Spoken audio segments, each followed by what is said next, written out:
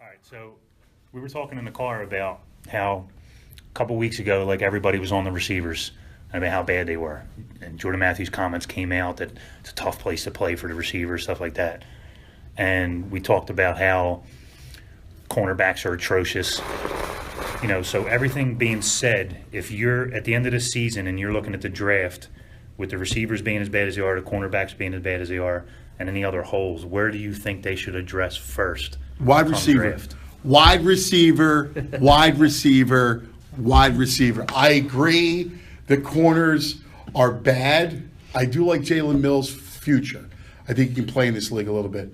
But I need to get wide receivers, and I need to pair them with Carson Wentz. Right. Like, I spent so much money on my defensive line, and I know and I can see that corner is a big issue, particularly slot corner, because you can't have Malcolm Jenkins playing so much slot, takes him away from the safety spot. Yep. You saw Jalen Watkins, when he rotates in, there's a problem, right? Yeah. Yep. But you got to give Carson Wentz some help, desperate help. Yeah. This is a kid that's begging to go down the field. Yeah. He's begging. He's got the arm to go down the field. Yeah. These receivers are tragically bad. They don't realize how bad they are. They can't Historically. run routes. Yeah.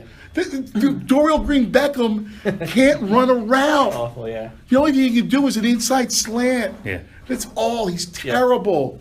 Nelson Aguilar's terrible. Jordan Matthews, I like him, but Nice, he's not a difference maker. Right. You got to get this guy help. You need a playmaker. You got to get. You need two of them, but you need one stud that he can grow with. Yeah. Yeah. Like remember Peyton Manning and Reggie Wayne and Marvin Harris. Yeah. Yep. Absolutely. They were all young together. Yeah. All came in together. Yep. So you Perfect prefer to example. go through the draft for the receiver than free agency? Yeah, I mean, I think you got to get. I would trade up. I don't care what it is. I go get the receiver I like the most. Yeah. I go get. Okay. Now, thankfully, they have the Vikings pick, and the Vikings have Yeah, lost. yeah. So you have a first-round pick. I would look. I go receiver. Now, I don't know how it's going to fall. It's so early. Right. But I would look to move up. I look to whatever I can get to get my number one, to get my wide receiver.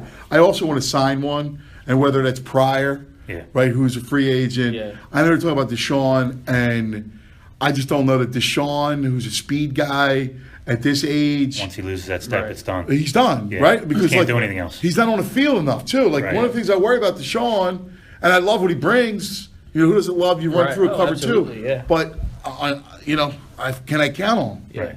No Pac-12 receivers, though. No, please no. With you, brother. So I listened to you on the way in, and you were talking. You lost your mind about the Ertz thing and his comments and how he portrayed that whole mess.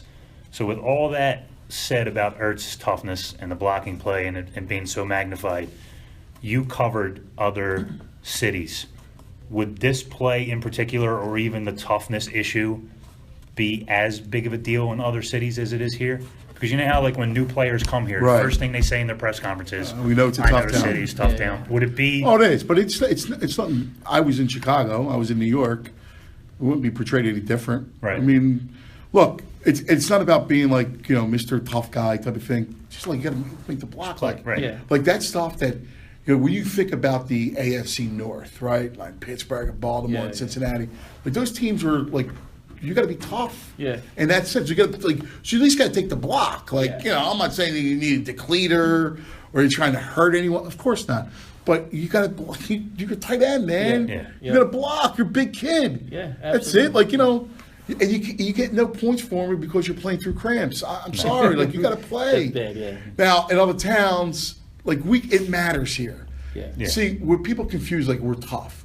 It's only because it matters. Right. Like it doesn't matter in half the NFL cities, 3/4. It doesn't matter. Like Jacksonville, they're not going to care. Like right, like they're gonna whatever. They're not wasting time. Like people Right. think we're crazy because it matters so deeply to Right. us. Yeah. But like that Jets game, you don't think Tuesday in Queens they weren't upset? Oh, yeah.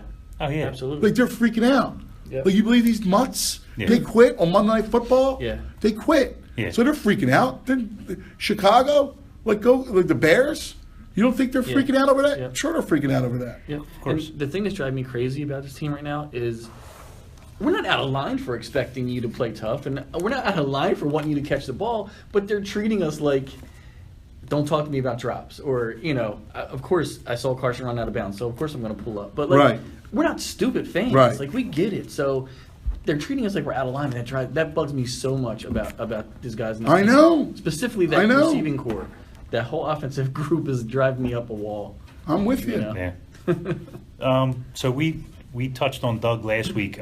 He did a preview of the game, and then I was supposed to do a recap. Yeah. But after watching that mess against Cincinnati, I told him, I said, I'm not going to do it. I can't do it. What am I going to recap? Right. What am I going to write? What am I going to write that's going to be worth people? So Sure. we both ended up doing a story on Doug, and it actually mirrored each other's as far as where do you put it. So Andy's last year, guys stopped playing for him, right? It was after 14 years. Guys kind of stopped, buying into what he was selling, I guess. Chip, same thing, third year, but at least he had 3 years before it started really going bad. Why do you think now, like Fletcher Cox has a little bit of stuff to say in the media, maybe he disagrees with Doug, Carson disagreed with the mechanics, like it seems like the wheels are starting to get a little wobbly on Doug already and the season's not even over. Like, why do you think that is? Right. And if I can elaborate real quick, one of the points that we made in our stories was I have a rookie QB. I've seen enough on the field, and I've seen enough heard enough from Doug in the press conference that I don't want to waste 3 years of my rookie franchise quarterback waiting for this guy to develop into a coach. Right. I'd rather have somebody come in. I hear you. And that's kind of was like the basis of. Yeah. Look, I mean, because you're not expecting the coach to endure so many growing pains, right? Yeah. Like there should be a level of expectations for the coach to come in and be able to coach right off the bat. Like Right. certain issues, I think losing begets some of this stuff. Mm-hmm. It's tricky. So in Andy Reid's first year, we chronicled this on the show today. They were 3-8. They had gotten blown out by Indianapolis. Mm-hmm.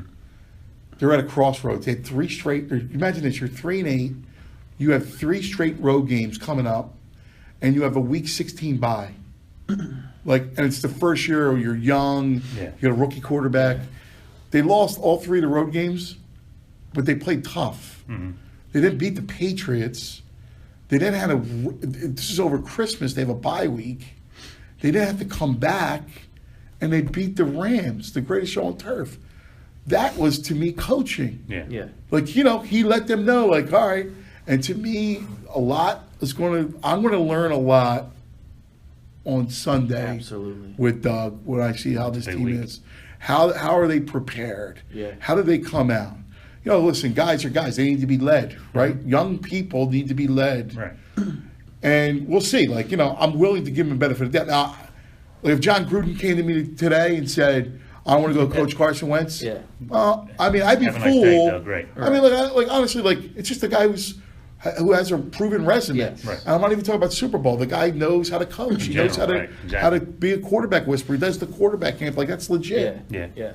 All right, so touching on Carson then, so me and him are huge fans of Carson, and neither one of us assign any blame to what's going on to Carson. Now he's struggled a bit, he's regressed a bit, but what do you think, what is the reason why he was 3-0 such a mirage that we put him on such a higher level, and he's just playing how we expected, or is it, why do you think he's regressing? What is it that, is it just because he has nothing around him and it's bad coaching? Yeah, well, be careful, guys, because you're going to get hit with the shrapnel. Because I'm the same way. I love this kid. To me, I love the way he plays. I love his skill sets. I love his arms. I love how he acts, how he purports himself. The whole thing. I just think the kid's got everything, and he's going to be everything. But like I said before the season, he's going to let him play. Right? Once we knew that Bradford was traded, Right, took the bubble wrap. all right, let the kid play and let him throw 30 picks, and who Right. cares? Because here's the thing about regression and everything else. A, he doesn't have anything around him. B, his offensive line has been fractured, right? So Right. no Lane Johnson, this and that. But the development of any rookie quarterback, if it's a chart, is not going to be like an escalator ride. It's going to be a series of ups and downs, almost like a heart rate. Yeah. That's how the chart's going to look. He's going to look good on a play and look bad on another play. And the only way you can even it out, and he has a sloping upward transition, is if he plays. Right. Yeah. And you got weapons around him, and you don't have a first-year head coach, and Yep. everybody grows. It's unfair to make any sort of judgment on Carson right Yeah. now. Right. And I get like when the Eagles lose, I try and avoid certain outlets because I know that like people are gonna rip Carson, and when they lose, my first thought is, oh my God, they're gonna blame Carson, and I don't want them to get any of the blame. So that's why we're always kind of like, just like you getting the shrapnel. People say say the same thing to us, like you guys are apologists for Wentz and stuff like that, but it's not like I don't blame the kid for what's going on, So that's where we're at with that. We got a couple Sixers questions Yep. for you real quick. Yeah, if you don't sure. mind. So the first Sixer question, and it's kind of the one that's been asked a lot, but when do you start the clock on the coach? Does it start when he gets everybody back, maybe next year, or does it start when And they're gonna have some issues, right? Like Yeah. they're gonna at the end of games without a point guard. Like I like Sergio, he's a 15-minute a game guy, Yeah. right? 15-minute. And you game can guy. see when he's above 15 minutes, he just because you Yeah. can't defend anyone. right, Yeah. exactly. So but without a point guard, you're not going to win. and you can't keep trying TJ McConnell out there. It's it's a nightmare when he's out there. Right? Yeah, He it's should be on the unbelievable. floor. Right? I text him all the time. I'm like, TJ, it's got to stop. It's got to stop with him. I mean, I root for I like the kid. I mean, he's he tries hard, but he's not an NBA player, So, one of the other things we have is I love on social media following Embiid, following Ben Simmons, and the interaction that they have. Like, they seem to have embraced the process. I mean, he even named himself the process. I love it. Like, I said to him, and he couldn't believe it. I said, Allen Iverson is my favorite player ever, right? But I am drawn to Joel Embiid, and I love watching him play just as much, maybe even a little bit more, than I even enjoyed watching Iverson because of his interaction with the other players, his interaction on the court with even the referees when he shakes their hand. Like, I just love the whole thing about the kid. I love that him and Ben Simmons bust each other's balls on Twitter. It's hilarious to me. To me, like, that's a team, and that's what I want. And to be able to know that we're going to grow with these guys on this team, it's the greatest feeling in the world. Yeah, it's funny you said that because, like, I think the three of us were separated at birth. I mean, because I view it the same way. I mean, I haven't disagreed with one thing you said. It's funny. There's a joy that Joel Embiid plays with, right? Yes, absolutely. Like he's fun. Like And he's a like baby. we're all or like I don't know. You guys like you're in the 40s. You're going. It's easy to be jaded or whatever. You're late Yeah. 40s or you're Yeah. 30s. No, 42. Yeah, okay, we're all. I'm late 30s. I'm, Okay. I'm the baby. You're the baby. But like you can be jaded, right? But you watch the Sixers, you go, man, you see him play, and you go, dude, I love the way you play. Like I Yeah. love, like I'm in, man. I'm loving this. I'm Yeah. enjoying watching you because you know what? You appreciate just playing. Yeah. Like, and by the way, you're incredibly talented. Yeah, yeah. So, like, of course, that comes to play. But even beyond that, man, he's so much fun. Yeah. Like I can see him being eventually bigger than the game, like Shaq, like like a lot, like bigger than the NBA. Like I can see him being that guy, and to have that guy here blows my mind. Yeah, like even Ben's embracing it. Like he ends every tweet with Philly strong. Working hard, trying to get back. Hashtag Well, Philly strong. You know what I mean? and like I can't like it's you talk about growing. See, some of the fun. Remember the Phillies? Remember like growing with the Yeah. Phillies? Yeah. That was awesome. Howard and Utley, Victorino. Yeah. And, like that was fun. Like, when they coming up, Jimmy. Yeah. Like that was a great time. I mean, Yeah, that's what the Sixers are going to be Yeah. like. Yeah. And we haven't had basketball forever, right? Forever. Right. It's- So, And the city's so great. 01. Basketball I mean, is yeah. oh my great. God. It's so great. Exactly. Yeah, it's so much fun. Everybody had their Sixer flags going. Oh, it was the It was best. the best time ever. Yeah, Yep. absolutely. Yep. So the last Sixer question we got, and then we're going to go to like a general question if you don't mind. When Ben does come back, whose team is it? Is it his team? Is it Joe's team? It's Is it Ben's team. It's Ben's team. Without a doubt, Ben's team, because Yeah. even though Joel's such a big personality, No, well, It's there's still his room team. for. it's like a Shaq and Kobe thing. Yeah, there's room for it. Like that. But it's. All right, there's two things.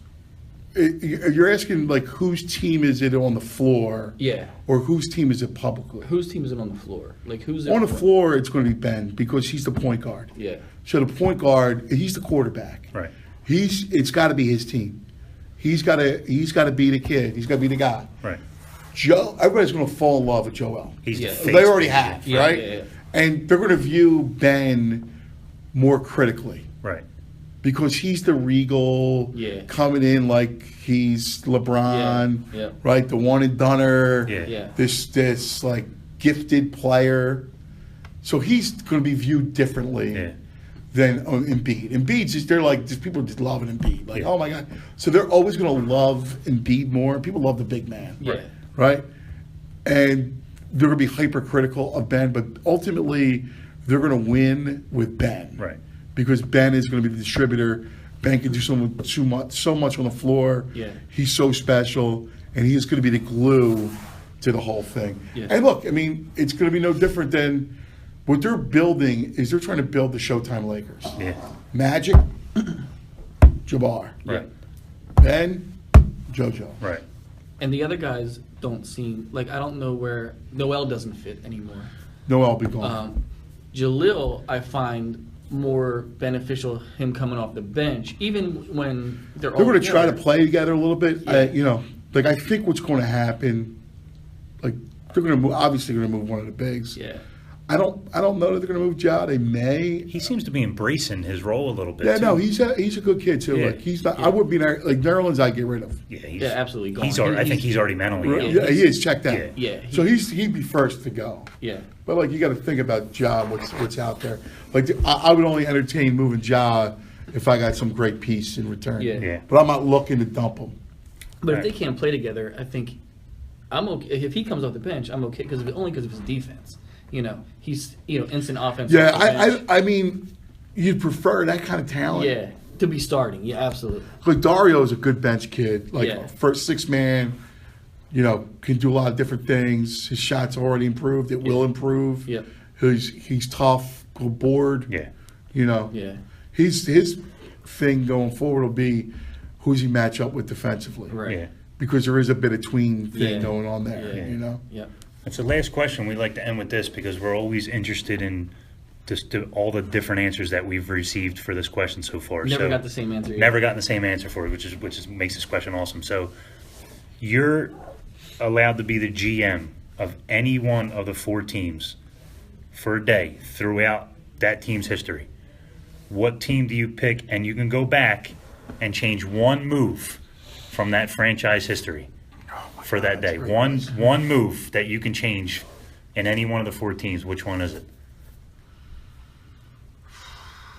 That's a great question. Yeah, and it's a thinker too. It's tough to put someone on Yeah. the spot with that, but Well, no, because if you think about like certain things, right? Trades, like the Phillies.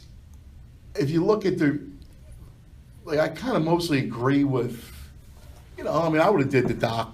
I love Doc, so I would have signed Doc, Lee. I probably wouldn't have traded Lee the first time and kept him then, but I don't know if I want to use it. Yeah. My Yeah. power on that one. Yeah. On that one.